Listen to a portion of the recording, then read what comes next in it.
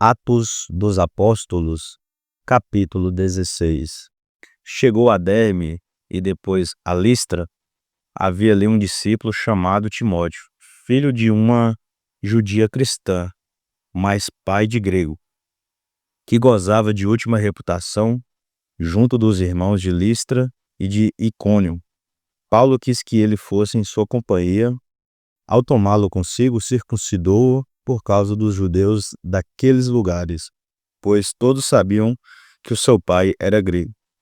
Nas cidades pelas quais passavam, ensinava que observassem as decisões que haviam sido tomadas pelos apóstolos e anciãos em Jerusalém. Assim, as igrejas eram confirmadas na fé e cresciam em número dia a dia.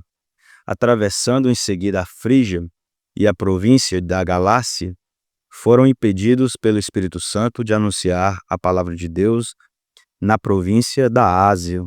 Ao chegarem aos confins da Mísia, tensionavam seguir para a Bitínia, mas o Espírito de Jesus não permitiu.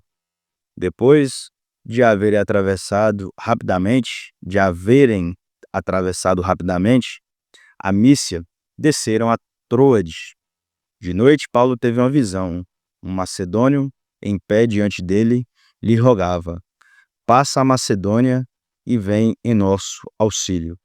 Assim que teve essa visão, procuramos partir para a Macedônia, certos de que Deus nos chamava a pregar-lhes o Evangelho.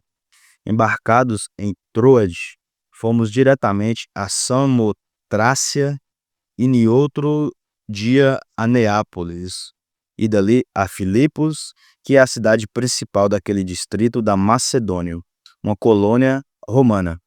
Nesta cidade, nos detivemos por alguns dias. No sábado saímos fora da porta para junto do rio,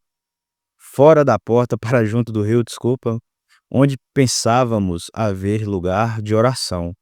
Aí nos assentamos e falávamos às mulheres que se haviam reunido. Uma mulher chamada Lídia, da cidade dos Tiatirenos, vendedora de púrpura, temente a Deus, nos escutava.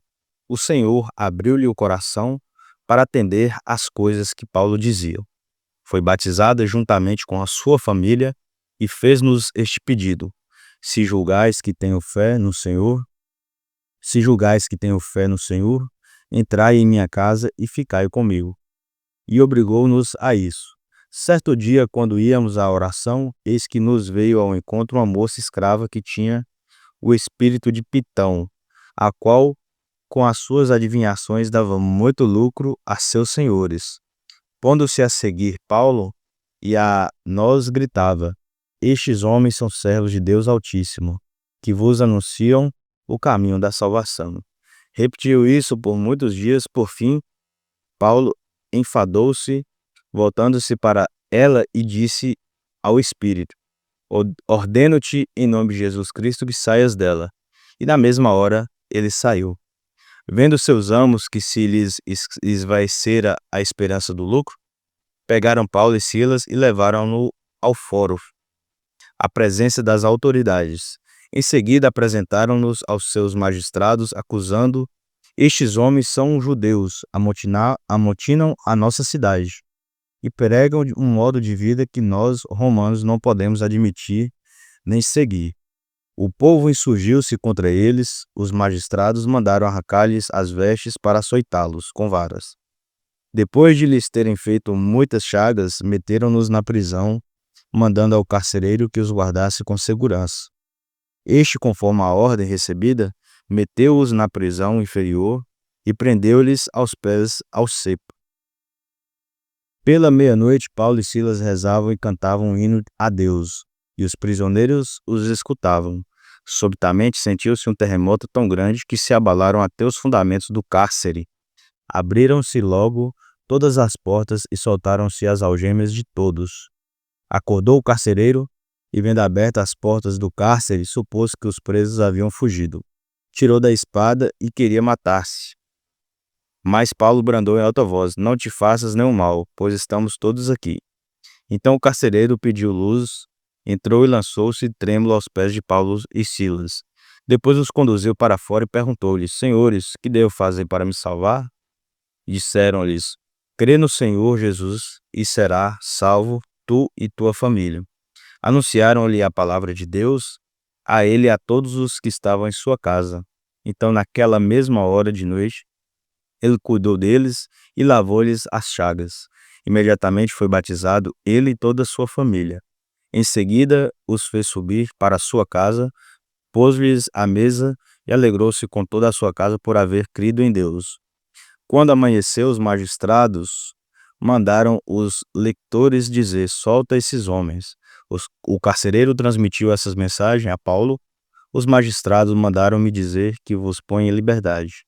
Sai, pois, e ide em paz.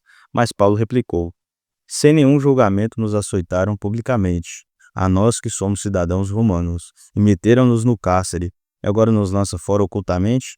Não há de ser assim, mas venham e soltem-nos pessoalmente. Os lectores deram parte dessas palavras aos magistrados. Estes temeram ao ouvir dizer que eram romanos. Foram e lhes falaram brandamente. Pedindo desculpas, rogavam-lhes que se retirassem da cidade. Saindo do cárcere, entraram em casa de Lídia, onde reviram e consolaram os irmãos. Depois partiram. Muito obrigado. Desculpa os erros de português aí. Às vezes acontece. Fui.